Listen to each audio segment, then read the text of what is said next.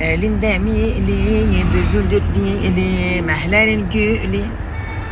Benim bu makyözüm bütün fondöteni benim kirpiklerime sürüyor. Benim kapkara kirpiklerim sapsarı görünüyor bak. Senin kirpiklerin sarı zaten. Kirpiklerin sarı. Kirpiklerim mi sarı? Bak uçları, Benim gibi kara kaş, kara gözü olanın kirpikleri nasıl sarı ya oluyor? şu uçları sarı, tamam gel bakalım. Ay maşallah subhanallah kız Özlem kirpiklerim o da güzel uzun. İnşallah Allah Görüyor musun? özene bözene yaratmış. Maşallah subhanallah. Şimdi Ümraniye'den çıktım çekimden. Bugün bayağı börek açtık ettik. Eve gidiyorum. Akşam yengem gelecek.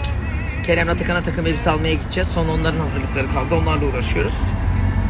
Evimi çok özledim. Evim derli toplu ama şöyle evimde oturup bir çay içmeyi özledim. Ayaklarımı uzatmayı özledim.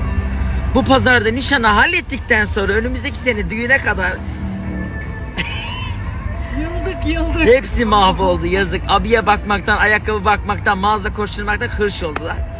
Bu arada biliyorsunuz ki uzun zamandır Homitiksel'deyim ki hala da devam ediyorum. Nişanda bütün ekibim de olacak Allah izin verirse, liderlerim falan. Doğancan, annem, Nesli, Kibar abla, bütün hanımlar ki bizim komşular ilkinde girmediler. İşte bizim çevremiz yok, nasıl satış yapacağız falan filan dediler. Ama bu öyle bir network değil arkadaşlar. O yüzden merak edenler için Kadir Bey ben de fikir almak istiyorum. Çocuğum var evde çalışamıyorum, dışarı çıkamıyorum. Ondan sonra ama evde de para kazanmak istiyorum diyorsanız bakın annem, Neslihan, Kibar, Naide bunlar evdeler, hiçbir yere gitmiyorlar. Ve gayet sistematik bir şekilde ilerledikleri için çok çalışmak değil, düzgün çalışmak önemli. O yüzden mantıklı çalışmak önemli. Onlar da öyle yapıyorlar.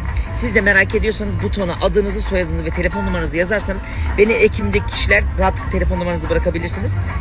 Sizi arayacaklar ve bilgilendirecekler. Bu network nasıl bir iş, nasıl yapılıyor, nasıl güvenebilirsiniz, nasıl para kazanıyorsunuz?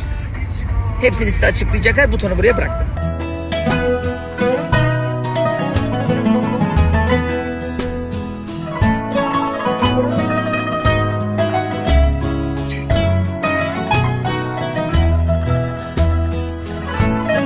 Ayaklarımı uzatacağım. Kış da gelmiş olur. Artık sobayı yakıp bir çay içmek istiyorum. Allah nasip ederse inşallah sağlıklı, huzurla, mutlulukla. Bu ara sizi de çok özledim. Çok fazla oturup rahat konuşamıyorum. Çünkü her gün bir yere yardırıyorum ama siz beni biliyorsunuz zaten.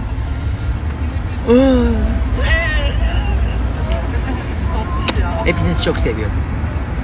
İyi ki varsınız. En azından bu süreçte bir şeyleri sizinle anlatıp böyle sohbet ederekten rahatlıyorum. Canlarım benim. Aramıza yeni katılan bir sürü arkadaş var. Biz tabii burada bir 5 senedir beraberiz ama aramızda böyle nişandan sonra katılan arkadaşlar falan oldu. Onlardan tek ricam lütfen öne çıkanlardan ta eski videolardan izleye gelirlerse en azından bazı olayları gördüklerinde bu ne deyip yadırgamazlar. En azından evet hep böyleymiş gibisinden artık onlar da benimserler. Çünkü bazı şeylere şaşırıyorlar. Nasıl böyle oluyor diyorlar. Bir izleyin bakalım bir 5 senedir biz nasılmışız, neler olmuş neler. Göz atın bir gelin.